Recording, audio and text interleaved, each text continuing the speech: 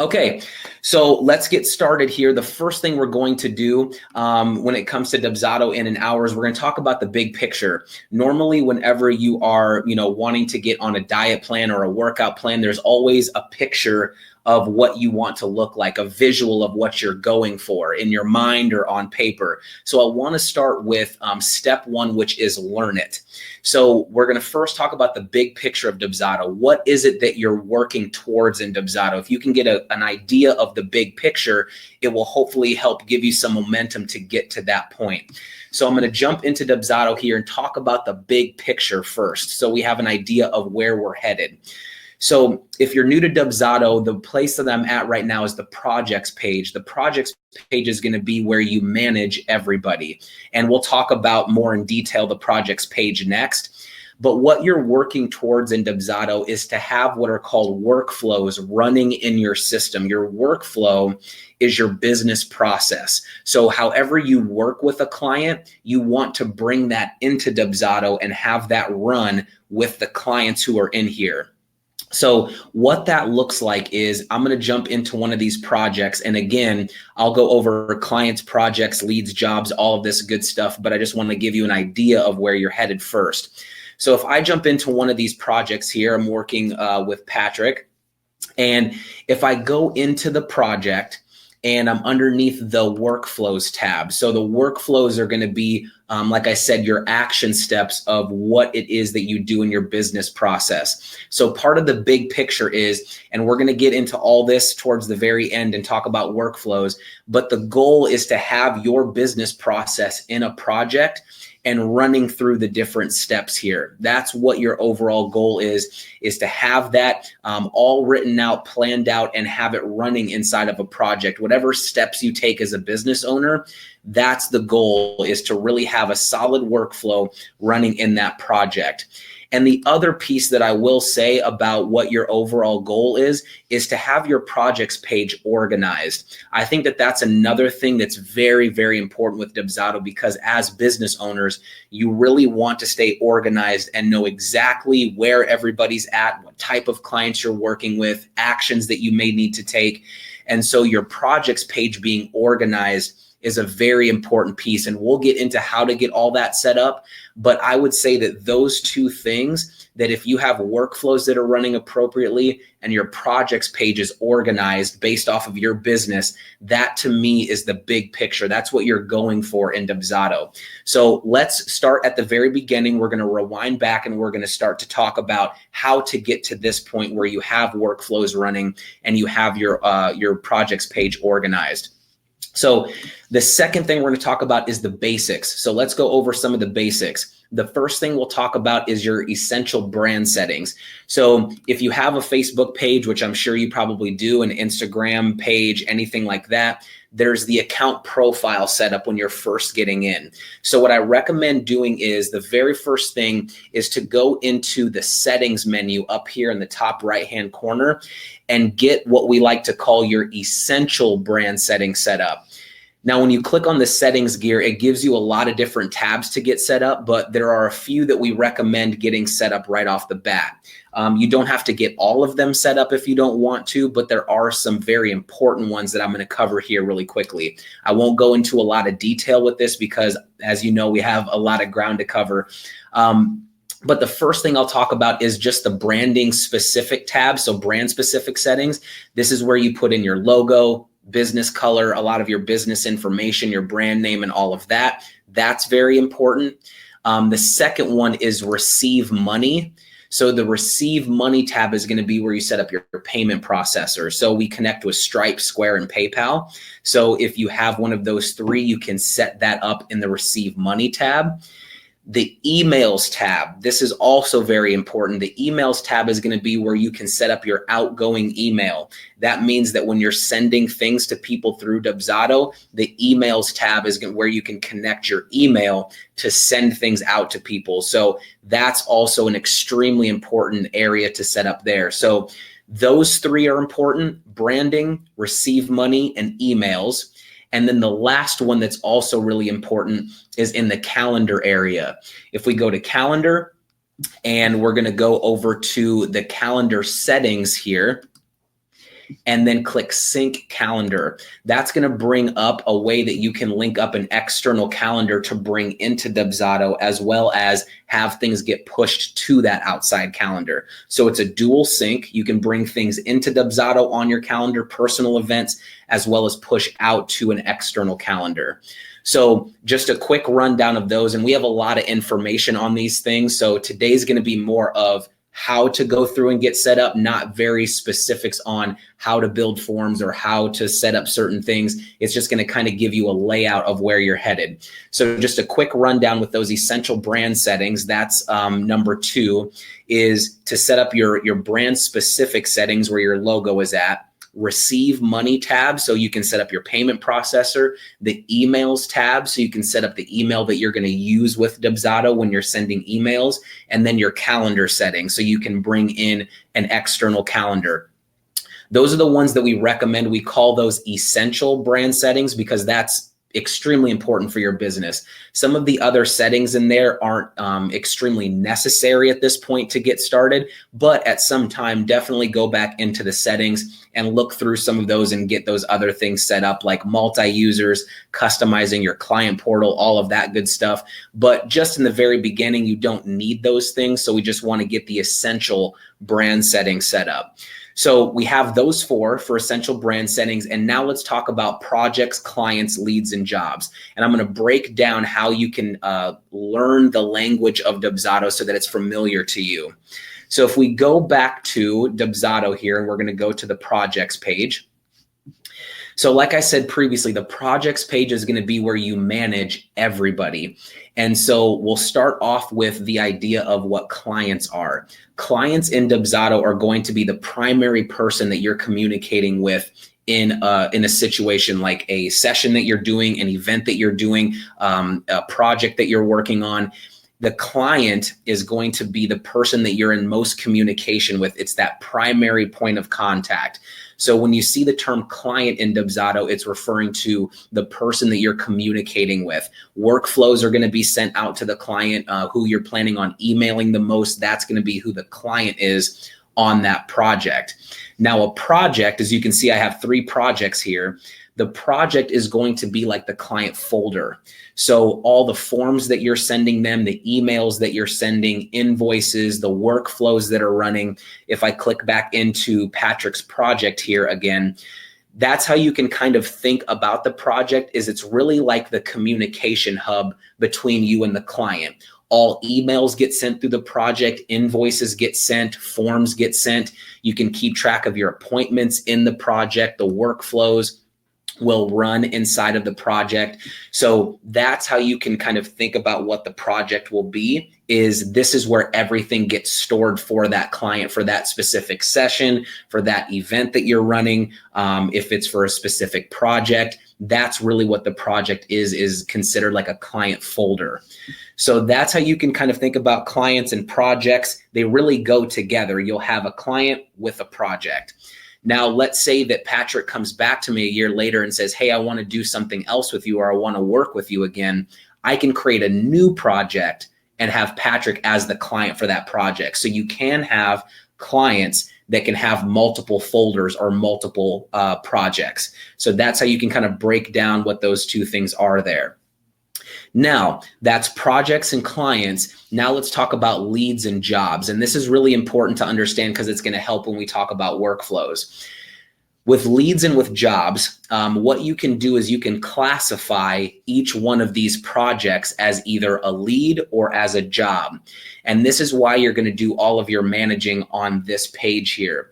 The leads are going to be people who you are just communicating with. So this is more of the inquiry phase. They've filled out a form. Maybe you've done a consultation with them, but they haven't booked yet. So that's how you can consider your lead section. The leads are going to be an area where you can have people who haven't booked with you yet. They're still wanting to know a little bit more about your services.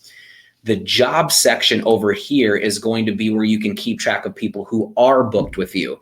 So they've signed a contract, they've made a payment towards you, or they've paid a full invoice. However you would determine with your business what's considered they're booked. That's going to be what the job section is for. So it gives you the ability to split those two different types of people apart. And at any point in time, you can adjust the status of that particular project. And we'll get into the specifics of all of these different ones that I have beyond just all leads or all jobs. We'll get into that a little bit later. But just for the basics to learn Dubsado, it's important to understand you have a client who's set up with a project, and that's how you're going to communicate with the client, is through that project. And then at any point in time, you can classify them as a lead or as a job. As long as you understand those four things, it'll make it a lot easier as we continue through this. And then, like I said, we'll get into more of the specifics later. So projects, clients, leads, and jobs, that's the learn it portion. So inside of that, if you can get a lot of those things down, then this next step will really we'll be able to build a foundation on top of those things. So the second step in getting your Dubsado set up is the build it portion. Now in this section, I'm going to go through this kind of quickly because there are a lot of different pieces to this, and we do have a lot of help articles and things like that that go over how to build these things in detail. But I do want to spend a lot of time on workflows and on, optimization, because I know that that's what everybody is wanting to get to. So with this, I'm going to cover all of these, but if you're looking for more in-depth information on these things, you can go to our help center. We have a ton of help videos. You can write us in the chat to ask more questions, or you can book a call. So definitely use some of those other outlets to get more information, but I will cover these and I'll walk through these here. So with step 2, which is considered like our build it phase, now we're going to talk about the content. We're going to really get into content in Dubsado and why it's so important. So we're going to go through the forms overview here. The first thing we're going to talk about is the lead capture form and why this form is so important. With the lead capture form, we're going to spend a little bit of time here in the templates area. This is going to be where you're going to basically build all of your templates that you're planning on sending out to a client. So all the forms, emails, all of those good things. So let's go to templates and forms, and we're going to talk about the lead capture form. Now, this is going to be where your master templates live. And so here, this is where all your contracts can be, sub-agreements, questionnaires. We're going to cover all those. But the first thing we're going to talk about is the lead capture form. This is a form that I've seen that gets really overlooked by people, and it's one of the most crucial forms in our system. So remember, the overall goal of Dubsado is to get a workflow running in a project. That's what your end goal is to get that workflow running inside of a project. And when it comes to a workflow, like we said, that's what your business process is. That's what you're doing with a client from initiation, when they first come into Dubsado, all the way until completion. That's what your workflow should be everything in between there.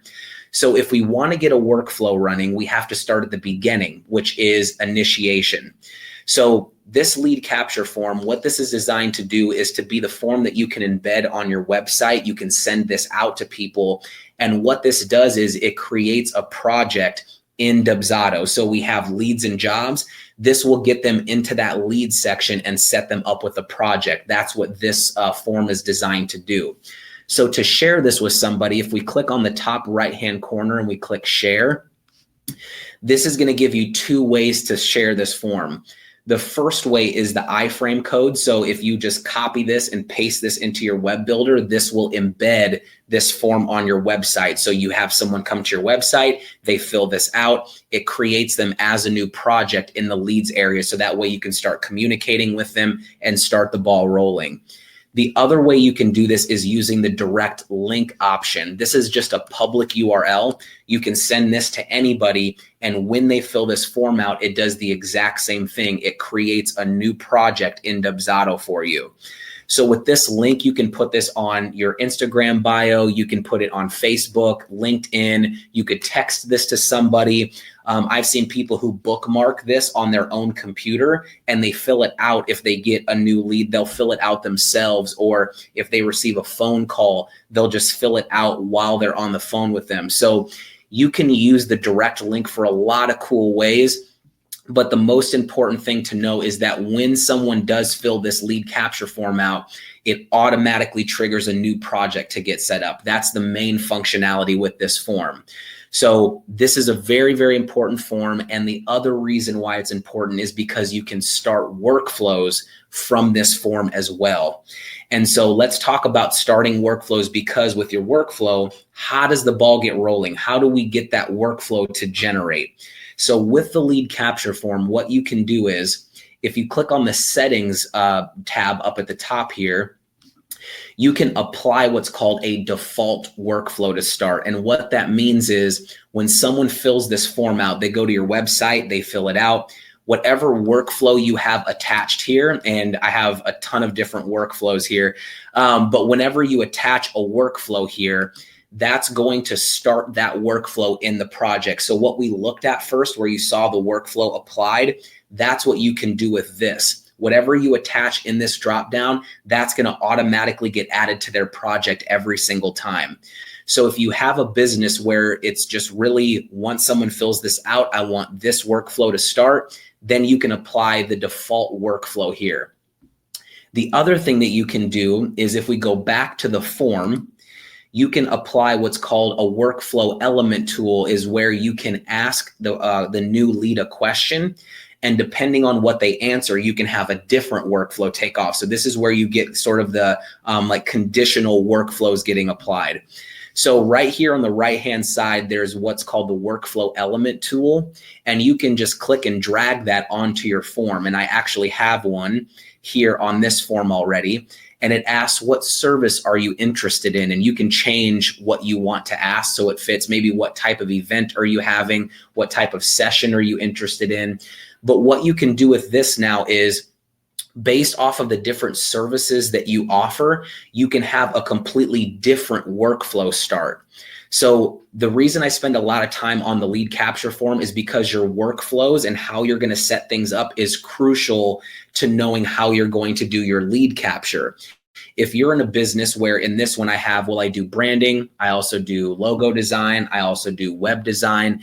If you have different services, then you want to use this option here and list out your different services. And what we're eventually going to get to is, we're going to have workflows that correspond with these different actions here, or with these different options.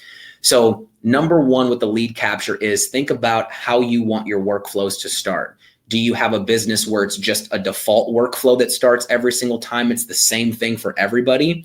Or do you have it where it's more, I have a lot of different lanes that they could get started on? And so when you get this set up, this is going to create a framework for how you're going to do your workflows. Because now if I'm looking at this, and this is how everything gets started, I'm going to have a branding workflow, a logo design workflow, and a web design workflow. That's how I'm going to craft what I'm going to do in Dubsado. This really sets the framework for how you're going to go through the system.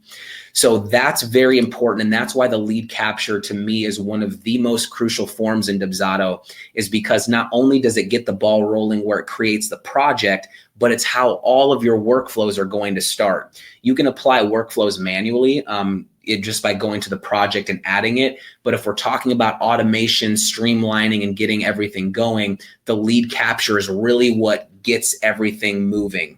So that's something that I spend a little more time on with the build it phases, because of how important it is for your workflow process. So lead capture forms, that's the first thing. Now we'll talk about these next three pretty quickly: contracts, sub-agreements, and questionnaires. So let's get into those here really quickly. If we go back to the templates and we go to forms again, we'll talk about the contracts here, sub-agreements, and questionnaires. Contracts are going to be, if you're not familiar with Dubsado, contracts are going to be a way that you can have clients sign agreements electronically and get e-signatures from clients. So systems similar to like HelloSign, DocuSign, you can do that in Dubsado by creating contracts. And with the contract, you can have spots where they can initial if you would like to. If we scroll through this kind of, general terms and conditions, you can have clients sign at the bottom. So contracts are a way that you can send out your contracts to clients and they can sign on those. Pretty straightforward there. With sub-agreements, Sub-agreements have the same capabilities as contracts as far as you can do e-signatures, you can do initials, but sub-agreements are going to be more for those secondary type contracts. So if you have proofs, which we'll talk about those, you can see I have some proofs here, photo releases, non-disclosure agreements, if there are amendments to contracts that you want to send out, the sub-agreements are going to be sort of those secondary contracts, not really your main terms and conditions contracts, but more of your sub-agreements or those smaller secondary contracts. So you can create those there. And then the questionnaires are going to be ways that you can collect more information from your client. And there's a lot of different cool uses you can use with questionnaires, but primarily what those are for is if you have your contact form on your website, normally you're not going to ask a ton of information just to get them started. You're going to ask, name, email, phone number, maybe a couple of other questions just to qualify them. But if you're wanting to get more information from a client, you can follow it up with sending out a questionnaire to collect more info, because you really wouldn't want all of these questions on your lead form just to get them in the system. So questionnaires aid on the side of once they're in the system, you can follow it up with a questionnaire, and now you can collect more information from that client. So that's what questionnaires really help with, is to just gather more information. And so those are those three types of forms that we have. And now we'll talk about canned emails. And canned emails is really important. You can talk about canned emails really anywhere in this process, but just for this outline, we're going to put it in at this point. So the next thing we'll talk about, if we're in the template section here, is we're going to go down to canned emails.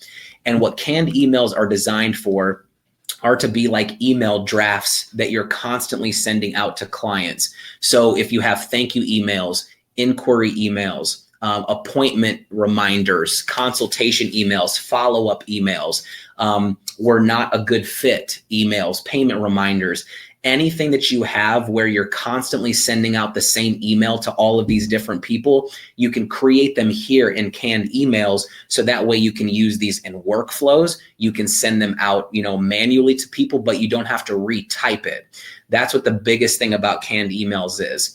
And one thing, actually, I'll give you two pieces of information, two little quick tips. One is, if you're trying to figure out what canned emails are or what work for your business, you can ask yourself this: are there any emails that I've sent to more than 3 clients? If you sent the same email to more than 3 people, just make it a canned email so you can use it again. So really think about your business. Think about what emails am I constantly sending out, and I hate typing the same thing over and over again. Just make it a canned email, and then you'll have that saved there.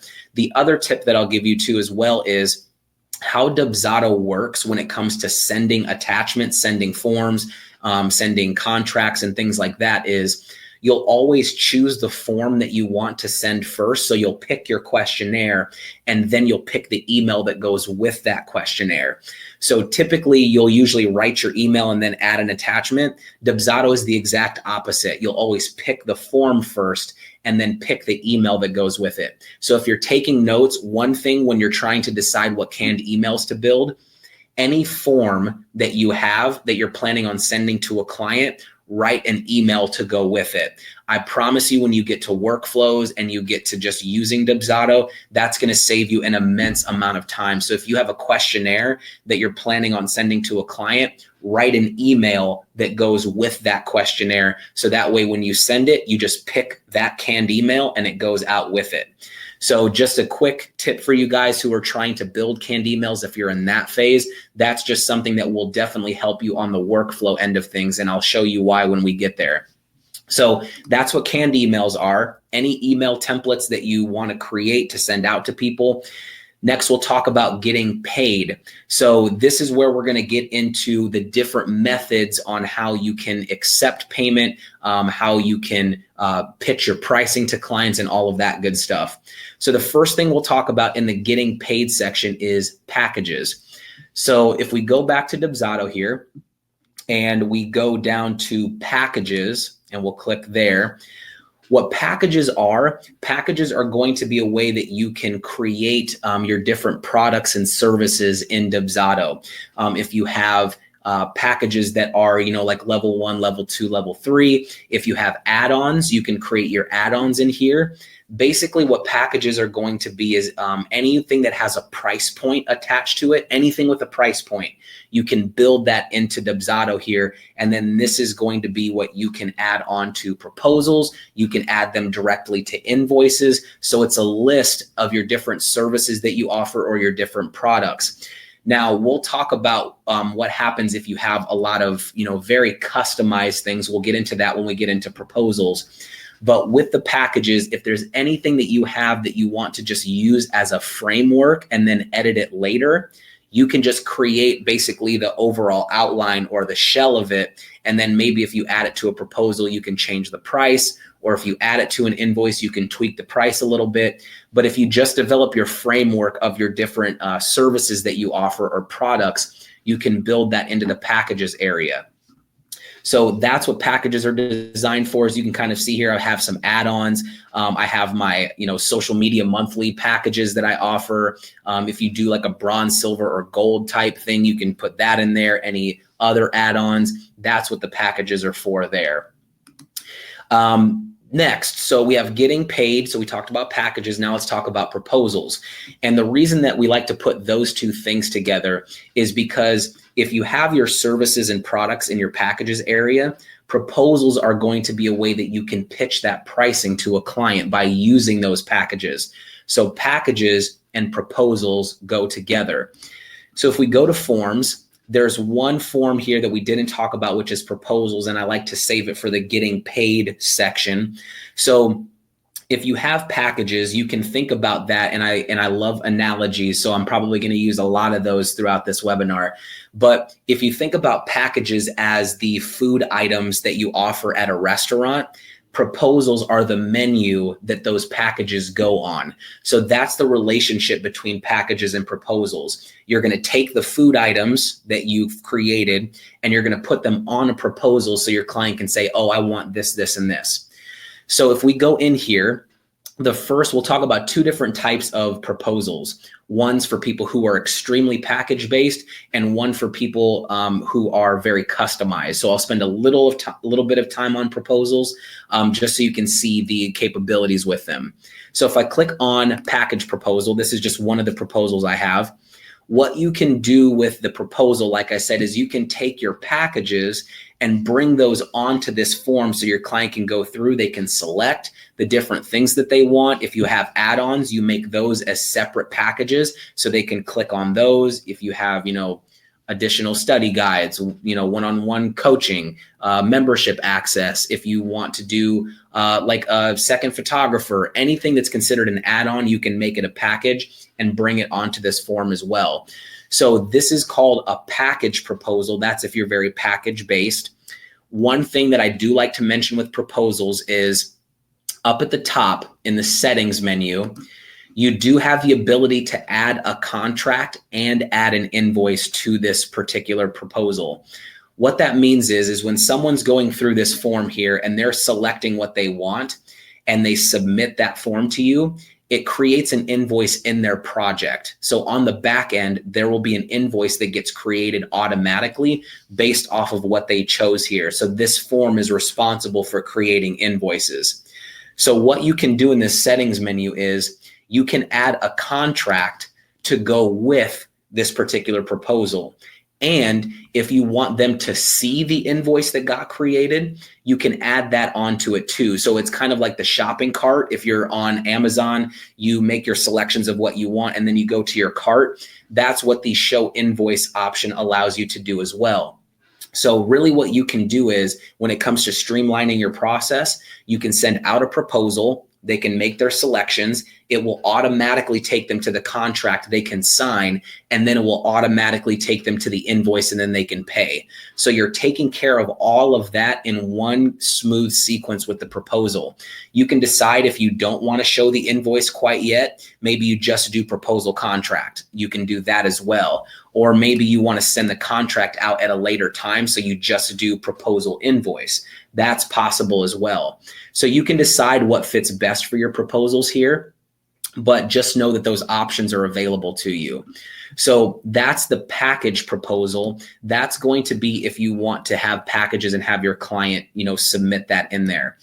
The other type of proposal, for those of you who are very customized, so every single piece of work that you do is completely different, you can use what's called the quote-like proposal in Dubsado. And what you'll do there is you're actually going to create an invoice first. So normally what we just talked about, they fill out the proposal, they get an invoice.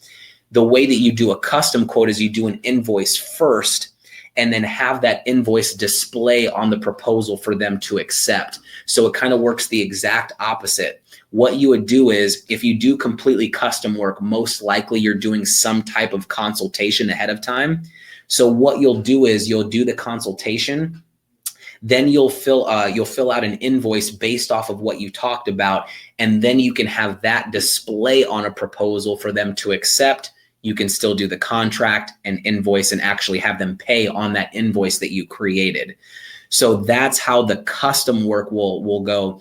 With this, the reason why I like to cover both is because there are a lot of people that say, well, I'm not package based, so I can't really use proposals. You definitely can. There's other ways that you can use proposals too, but those are kind of the two core ones that I like to teach on, is package proposals and then quote-like proposals, where it just looks at the invoice in that project and it just displays it on here. And we have a ton of help videos to show you how to build those, but just know that it's possible to use those there. So we talked about packages, we talked about proposals. Now we'll talk about payment schedules. And also too, by the way, next week, I'll mention it at the end, but next week I'm doing a FAQ&A on payment schedules, solely on payment schedules. So if you have more questions about payment schedules, tune in next week and you'll find out more. So if we go to payment schedules, this is also in templates. If you haven't noticed by now, when you're first getting into Dubsado, you'll spend a lot of time in templates, building things, getting things set up that you're going to use in workflows. So if we go to payment schedules and we'll click on there, payment schedules are going to be a way that you can create a structure or a schedule of how you want your client to pay, how much you want them to pay and when. So if you have, let's say, like a $300 down, the rest a week before their session, or if you have, they pay 25% of the invoice each month, or if you have a 50-50 payment, which is a pretty standard one. Any way that you want to create your different schedules based off of fixed dollar amounts or percentages. So maybe it's, I only require 1,000 down and then the rest is due at another time. That's what payment schedules are for. You can create different schedules that you want your client to follow, and those will go on the invoice so that your client can see, oh, I've made my first payment, I need to make my next one. So that's what payment schedules really help out with, is giving your client the ability to see, I need to pay this much on this date. That's really what it's for. And those go on invoices. And you can also add those to workflows, but we'll talk about that in a little while. So that's the getting paid section. That's kind of all the things that encompass getting paid: packages, proposals, payment schedules. The next thing we'll talk about is scheduling. We'll go over this really quickly, and then we'll get into really the biggest portion of Dubsado, which is getting your workflow set up and all of the automation. So with scheduling, what you can do in Dubsado, if you're not familiar with it, is underneath templates, we also have a scheduler. And what the scheduler is designed to do is it's designed to be similar to like Calendly or Acuity, where you can send out your availability to a client and they can book with you inside of Dubsado. And something that is brand new, it's officially out now, is we also have scheduler groups. So if you didn't know, scheduler groups are out now, where you can have an entire group of schedulers on your website. A lot of cool things. Be sure to check that out. But it just dropped yesterday, I believe, where we have 100% of all of our users have the ability to do scheduler groups now. I'm super stoked about it. So with the schedulers, like I said, just the overall functionality is you can create different templates based off of your different appointment types. So let's just say I do one-on-one coaching sessions.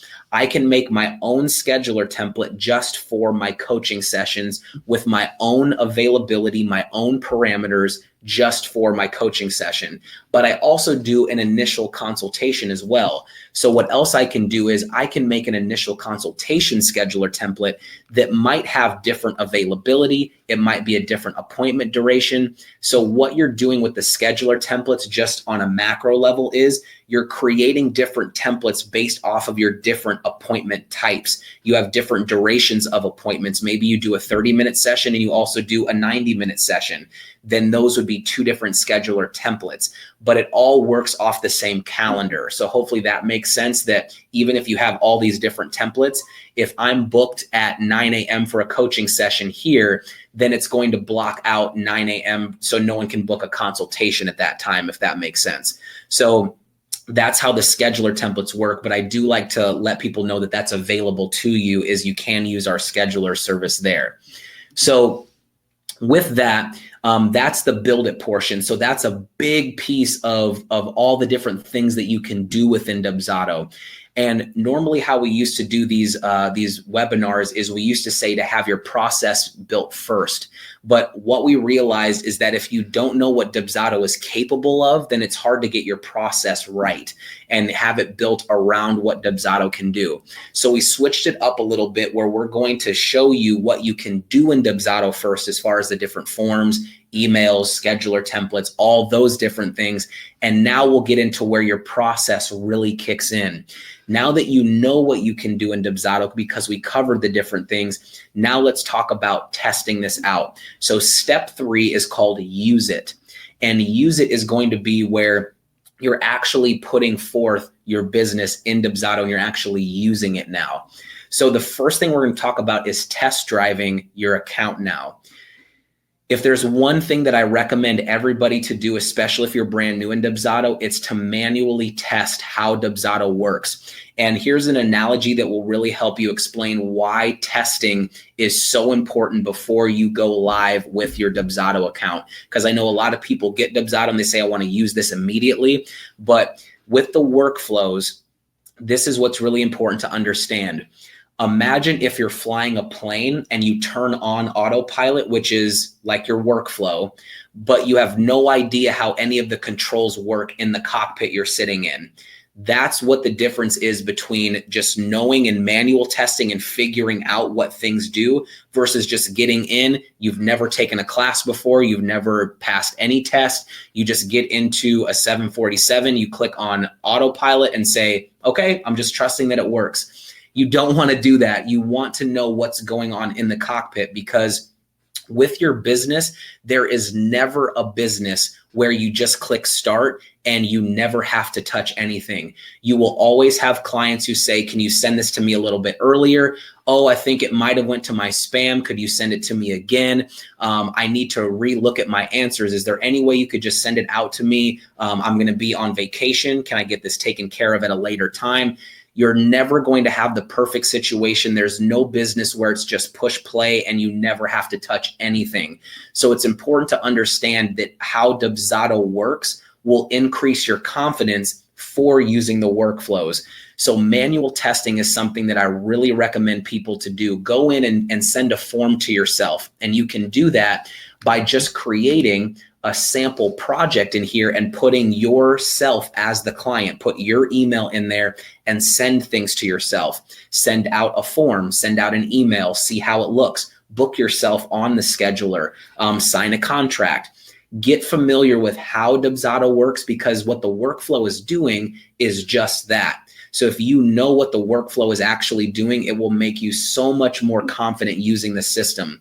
So manual testing, the people who do manual testing I've seen are very good when it comes to workflows. They understand what Dubsado is doing. So that's a very big point. Definitely test drive Dubsado before you start going in and building your workflows. Just understand how the system works first. Develop your process now. So this is where it gets really good. And this is the part that I love talking about the most. So with developing your process, how this is going to work is you're going to go back to your lead capture form, because remember, as we talked about in the beginning, your lead capture form is going to set the stage for how you're going to build your workflows, because this is how everything is getting started. They come to your website, they click on one of these options, and what happens from that point. One thing I do have to say, and it is a little bit intimidating, but it is very true, is that you can't have a workflow without a process. Your workflow is your business process. So whether that's 3 actions, that's totally fine, or it's 90 actions, but it is important to understand that you can't have a workflow without a business process. Your process, the things that you go through, that is what your workflow is. So if you're new to business, what I would recommend doing is researching, what does a photography business look like? What does a coaching business look like? Get familiar with different tips and tricks that people do with coaching. And that's going to help you whenever you come in here and decide what action steps you're going to take. So once we get into what we're going to talk about now, just know that you do have to have some type of a business process. Like I said, it could be super short. It could be really long. You could know what it is. You could have just say, I know I need to send a contract and I know I need to send out an invoice. That's fine. That's your business process right now. And it'll expand from there. But just know you have to have some idea of what you want to do. So when it comes to, we'll jump back over here really quickly, to writing out your process, now we're going to develop what we want to do. So here's what you can do if you're trying to figure out how to write out your workflows. Go to your lead capture, look at your 3 different options. So branding, logo design, web design. What you're going to do is take a scratch piece of paper, take Post-it notes, whatever the case may be, and say, if they click branding, what happens after that? Write out all the different steps that happen. They get an inquiry email. Then I want to book a consultation with them so that I can talk to them on the phone. Then I usually send out a proposal and then a contract. Go through and write out the different steps that happen. Even write out the tasks that you need to get done. All of the little project management things you need to do. Write out that process and then do the same thing for logo design and web design. The more detailed you can be, the better, because those are going to eventually be your action steps in your workflow.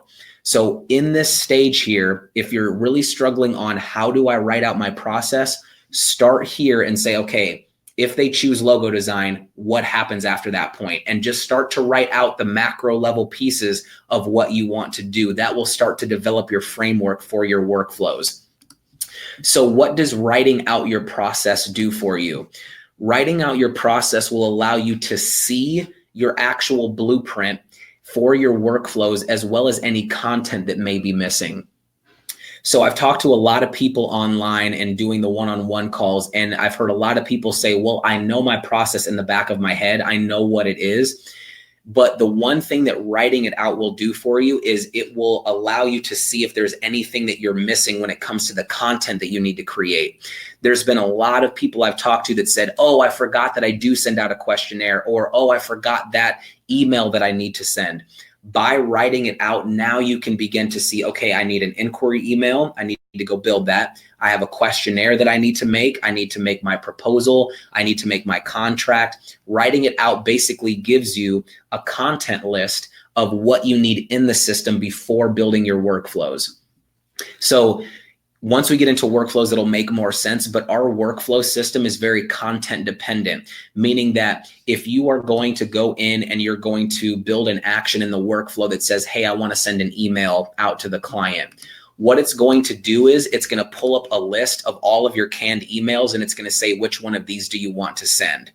So if you have your stuff built beforehand, it's going to make the workflow process smoother for you, so you don't have to go build things and then come back to the workflow and then go build things and come back. Everything's in front of you at that point. So that's what writing it out does for you, is it allows you to see, okay, these are all of my workflows that are going to start. I need to make sure all this content is in the system first. So write it out. And now we're going to talk about organizing it. So organizing it, we're going to go back to the projects page. And so we'll click on projects, and we're going to talk a little bit more about statuses. So we originally talked about just leads and jobs, but now we're going to break it down a little bit further. Once you have your process written out, now what you're set up to do is to build your statuses into Dubsado. So what are project statuses? Your statuses are going to be a way that you can see where your client is at in the business process that you have laid out. So what does that mean? The different milestones, if you look at your business process that you wrote out, and let's say you send an inquiry email, you send a scheduler, you send a proposal, what you can do at that point is you can go through your process and say, which milestones do I want to watch to get completed? Which one of these it's important for me to know that they're at this point in my process? That's what these statuses are designed for. So inquiry email sent, I'm awaiting booking, consultation is booked, I need to prepare my quote, proposal sent. On the job side of it, they've signed their contract, paid their deposit. And we'll talk a little bit more about these, but just to know your statuses are going to be where the client is at in your whole pipeline from the moment they come in until the moment the project is over. All of those are going to be your different statuses, and you can make these whatever you want them to be. This should be based off of your process and your business. For example, instead of contract signed, I could have made a contract sent status, but I don't really care if I know when the contract goes out. I want to know when it's signed. So it is important to know that your statuses are up to you. It's up to your business and the things that you want to see. So there's no right or wrong answers with these. It should be based off of, what you want to see there. So now, how do you know what are lead statuses and what are job statuses? If you remember, leads are going to be anybody who's not booked with you yet. So the different statuses that I have here are based off of them not being booked yet. So even when I send out my inquiry email, they're not booked. When I send out my consultation scheduler, they're not booked yet. Even when I send out my proposal to the client, they still haven't booked with me yet. So you should make your lead statuses based off of things where they're not booked yet. And then with the jobs, you want to make that based off of what, once they get booked, what are those different milestones? So for me in my business that I have, when they sign the contract with me, that's the first indicator that now they're a job. And we'll talk about automation and all of that. But that's how you're going to build your milestones, is based off of where the client is at in the process. And how you can build those is underneath customize. We'll click on that here. And here in the project status area, this is where you can customize your different statuses that you want to create. So how it should look, if it's done the right way, is it should flow from left to right here in the right sequence, and then it should go down here and then go left to right that way. That's how you can tell that your statuses are set up the right ways. It kind of makes that that Z pattern there. That's going to be the way that you want your statuses to look. And you can create them by clicking the add status up there, and then you can change that there. So project statuses, if you're taking notes, is where the client is at in your pipeline, in your statuses, and in your overall business process. Tags, and if we go back to the outline, we'll talk about tags. Tags are going to be a way that you can customize what categories or what types of clients you're working with. So down at the bottom here, if you click add tag, you can make different tags. And what you can do is you can tag projects based off of what groups you're working with or what types of clients you're working with. So tags, I've created a lot of different ones, so it kind of sparks that creativity. So if I'm a photographer, I have portraits tags, family tags, sporting events. If I really need to know what months clients are in, I have a June tag, a July tag. Web design, logo design, branding. That's what we've been talking about today. So we're going to add those in. Personal coaching, group coaching, business coaching. Tags are a way that you can group what types of clients you're working with. And if you can separate those two, where statuses is where they're at and tags is what type of clients you're working with, that's going to help you organize this page really well. And I'll show you what I mean by that. So let's go to my contract signed area here. So I have Becca set up with a project. This is where she's at. So she's at the contract signed phase of my process. And where she's at is, or what type of client she is a branding type of client. So if I ever wanted to go to my contract signed status and see who all of my branding people are, I can now combine those two things to give me more organization. So the other great thing, if I click on, let's say I go to all of my jobs. So this is going to show everybody who's in this category somewhere. What you can do is you can add multiple tags onto people. As you can see here, I have different tags on these projects. So if I'm in my all section, and let's say I only want to see my branding clients that are in my jobs area, if I click on filter up here, I can filter by tag. So if I go to branding, now it's going to pull up everyone who I have as a job who's in the branding area. So tags, a great thing you can do to ask yourself is, what types of clients am I constantly searching for? Whatever resonated when I said that with your jobs or with your business, that's going to be what you want to create as tags. I've seen people who it's really important who they know who out-of-state clients are versus local people. You could make tags for that. Like I said, June, July, August, if those are kind of your heavy months and you want to see how many July people do I have, you can add those in as well. So that's what tags give you the ability to do is you can filter by tags, you can filter by multiple tags, but tags are what type of clients you have that you're working with. So that's project statuses and tags. Now, rinse and repeat. What that means is as you're going through your process may develop.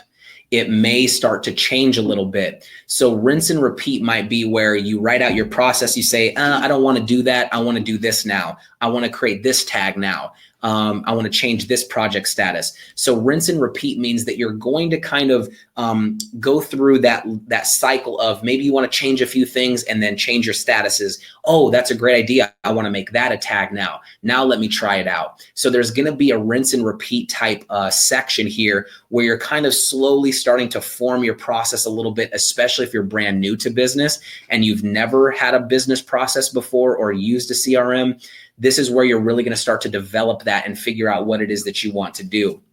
So with the project statuses and tags, one thing before we get into workflows to understand at this point, and this is very, very crucial.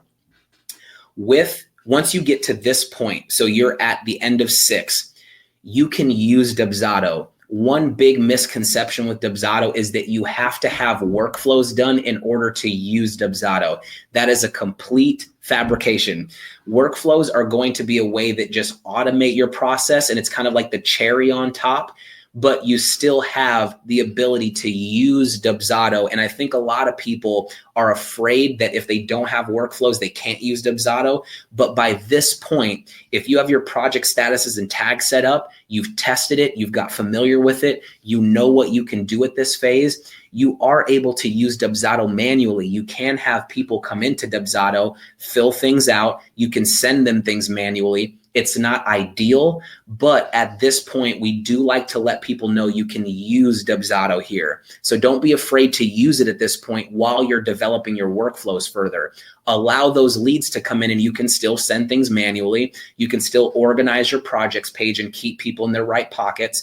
But we do like to let people know before we jump into workflows, don't feel like you're not, you can't use it just because you don't have workflows. Workflows, like I said, is kind of that extra little bit just to make your process a little bit quicker.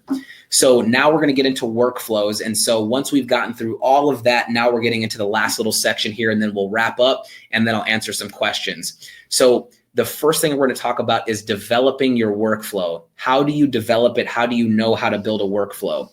And there's 3 words that can help you when you're building your workflow: action, trigger, content. If you can remember those 3 words, building your workflows will help out a lot. So let's talk about those 3 words here. If we go into templates and now we're going to finally go to workflows, one thing that I've noticed a lot of people do is when they first sign up for Dubsado, they go straight to workflows. And as you can see through this webinar, there's a lot of things that really go into workflows to make them very efficient and to make them robust. So now at the very end, we're finally going to get into workflows. So if we go into a workflow here, one thing as you can see is this is action by action set up in the system. So like I said, the more that you can be detailed about when you write out your process, that's going to be what your workflow is. Your workflow, if you're taking notes, is this: your process and your content combined. That's all it is. So think about it like if you're baking a cake. The recipe is your action steps. It's what you do in order to get this thing built. and your content is your ingredients. So if you're going to go in and you're going to bake a cake, let's say, and you have your action steps listed, but you have no ingredients in front of you, then, well, now I have to go to the store and I have to get everything. So it's important that you have your ingredients in front of you, your content, your forms, emails, all of that, and you have your recipe in front of you so you know how you're going to build this. That's what the workflow is. So with the workflow, what you're going to do is you're going to build this out action by action. And so let's say I'm just going to go to the bottom of this workflow and I'm going to build a new action. How we do this is those three words: action, trigger, content. So first we're going to choose what we want to do with the workflow. This is going to give you a list of the different things that the workflow can do for you. So we talked about this and we'll get into the specifics of this just in a second. Change project statuses. You can add tags. You can send emails, send forms, send contracts and invoices, a lot of those things. One thing, and it's a great thing to write in the tasks that you need to get done, is because you can create to-dos for yourself in the workflow. You can create internal reminders to pop up at certain times that you need to get done before it continues down the workflow. So workflows aren't 100% automated. They don't have to be. You can have some of that manual content in there too, where you have to get things done. So number one, we have send appointment scheduler. So a lot of different things that you can do here. But the first thing that you need to do is the action. Choose what you want to do. So let's say we want to send an email out to the client. Then you're going to do the trigger portion. So action, trigger. The trigger is going to be when this happens. So when you're building your workflow, you're going to choose when you want this to happen. What's going to make this email send? So this gives you a lot of different triggers that you can watch for. If it's more based off of their project date or their event date, you can have things get sent out based off of if they've made a payment or not, if they've signed a contract, if it's based off of appointments that they've booked. So your triggers are going to be when that particular email goes out. So let's say I wanted to send out an email after they sign their contract. And let's say that I want to make it 2 hours after they sign their contract. So now I've developed a trigger portion. So action, trigger, and now content. So like I said previously, it's going to ask you which email do we want to send now. And now it's going to give me a list of all of the different emails that I have in my canned email section. So again, your ingredients in front of you, as you can see here. Now I can go through and say, okay, I want to send out my thank you and review email, or my wedding information email. So when you're building your workflow, if you can remember action, trigger, content, that's going to help you build these a lot quicker, because those are the three elements that go into building an action. If you don't have the content, it's going to take you out of here. I need to go build that now and come back and add it. So try to get your content done as best as you can. So you're going to develop your workflow. You're going to build out your steps action by action, and now you're going to test it. When you're testing your workflows, you can go into a sample project and you can go to the workflows tab and add in a workflow and run it on yourself. When you're doing that, take notes at each step. I don't like the way this email looked. I need to go back and change that. For some reason, the form link was missing. Why was it missing? I need to go back and take a look at that. Take notes on your workflows when you're testing them to see if it's working the way you want it to work. That's going to help you so you get comfortable with, if this is on a live client, I know exactly what's going out to them. I've tested it. I've reviewed it. It looks good. I know it's going to work for me. So don't rush to go live with clients. Make sure you take time to test your workflows out so that you know that if an email goes out, you don't have to pray and hope that it looks the right way with a client. You want it to look professional. So test your workflows out.